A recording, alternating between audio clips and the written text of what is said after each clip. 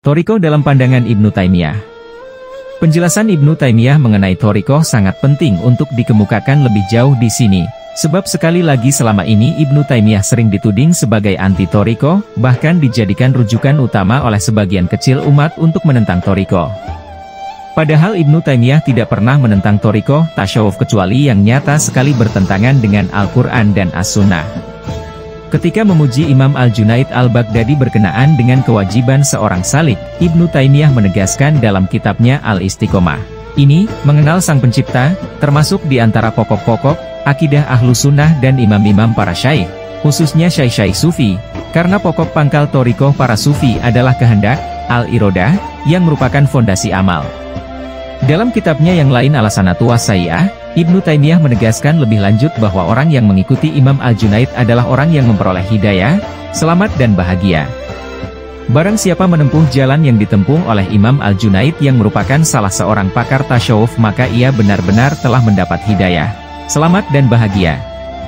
Selain Imam Al-Junaid Al-Baghdadi, Ibnu Taimiyah juga memuji dan membela para syaikh thoriqoh lainnya, seperti Abu Yazid Al-Bustami, Syekh Abdul Qadir Al-Jailani, dan bahkan juga Imam Al-Ghazali. Tentang Syekh Abdul Qadir Al-Jailani, misalnya Ibnu Taimiyah menggambarkannya sebagai berikut, Syekh Abdul Qadir Al-Jailani dan Syekh thoriqoh seperti beliau merupakan syekh yang paling gigih memerintahkan menetapi syariah, perintah dan larangan, serta mengedepankan agar meninggalkan keinginan dan kehendak nafsu. Beliau memerintahkan seorang salik agar tidak memiliki sama sekali kehendak yang bersumber dari hawa nafsu, melainkan ia berkehendak sesuai dengan yang dikehendaki Allah Azza wa Jalla. Ibnu Taimiyah menyebut para sufi sebagai pakar-pakar ilmu hati yang bebas dari bid'ah ketika ia mengatakan, perkataan pakar-pakar ilmu hati dari kalangan sufi, thoriqoh para sufi adalah tujuan, karena mereka menyucikan kolbu mereka dari hal-hal selain Allah dan memenuhinya dengan zikrullah, dan ini merupakan prinsip dakwah para rasul. Suluk dalam pandangan Ibnu Taimiyah. Ibnu Taimiyah yang selama ini dituding sebagai anti thoriqoh ternyata justru sangat mendukung suluk sebagai unsur fundamental dalam thoriqoh. Dalam kaitan ini ia menegaskan dalam Majmu' Al-Fatawa. Suluk adalah menempuh jalan yang diperintahkan Allah dan Rasul-Nya berupa realisasi akidah, ibadah, dan akhlak. Adapun suluk yang dilakukan oleh orang yang hendak mendekatkan diri kepada Allah Azza wa Jalla dengan mengintensifkan ibadah yang diwajibkan dan ibadah yang disunnahkan, maka masing-masing dari mereka berpedoman kepada Al-Quran dan Sunnah. Lebih jauh Ibnu Taimiyah menegaskan bahwa masalah suluk merupakan bagian dari masalah akidah yang semuanya ditetapkan dalam Al-Quran dan Sunnah sehingga tidak layak dipertentangkan. Masalah suluk merupakan salah satu jenis masalah akidah, semuanya ditetapkan dalam Al-Quran dan Sunnah.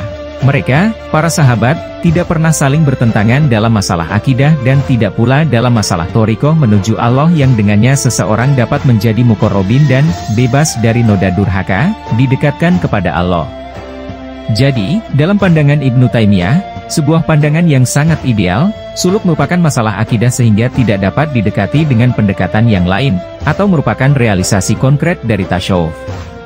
Dalam thoriqoh sufi, suluk dipahami dan diwujudkan dalam bentuk kholwat dan uzlah, yaitu mengasingkan diri selama jangka waktu tertentu di sebuah tempat yang bebas dari kebisingan dan hiruk-pikuk duniawi.